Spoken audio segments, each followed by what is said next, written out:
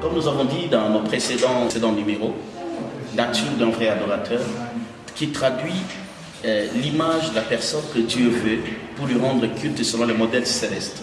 Et ici, dans ces numéros aujourd'hui, nous allons parler nous allons continuer avec le pardon dans l'amour. On ne peut pas vivre dans l'amour sans savoir pardonner. L'adorateur est un être social qui vit au milieu des siens en présence de Dieu. Pardonner n'est plus pour lui une circonstance, mais plutôt une manière de vivre. C'est ainsi que la Bible dit dans Ephésiens 4, 26, si vous vous mettez en colère, ne péchez pas, que le soleil ne se couche pas sur votre irritation. Nous devons savoir pardonner même les non pardonnables, car Dieu lui-même nous pardonne sans tenir compte de la grandeur ou de l'immensité de nos transgressions. Vous allez lire ça dans les lignes qui suivent dans les livres. Mais j'aimerais dire à quelqu'un ce matin, dans le moment que tu me suis, que le pardon ici, Dieu ne recommande pas, mais il exige.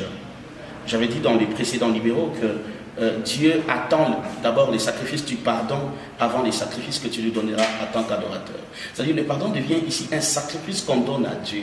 Nous devons travailler notre nature, même les non pardonnables, même les personnes à qui on trouve que le mal qu'ils nous ont fait, les choses qui nous ont, l'adversité qu'ils ont levée au milieu de nous, nous ont tellement blessés. Nous devons arriver en tant qu'enfants de Dieu, en tant qu'adorateurs, à les pardonner, afin de mener une vie culte, une vie qui plaît à Dieu, selon le modèle venu d'en haut.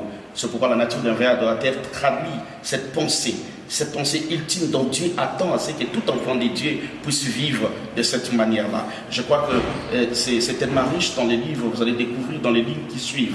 Que le Seigneur vous bénisse, vous qui avez suivi ces numéros, que la grâce de Dieu soit sur vous et que vous soyez capable de pardonner même ceux qui vous ont fait tellement mal, que le Seigneur vous donne la force de le pardonner au nom de Jésus.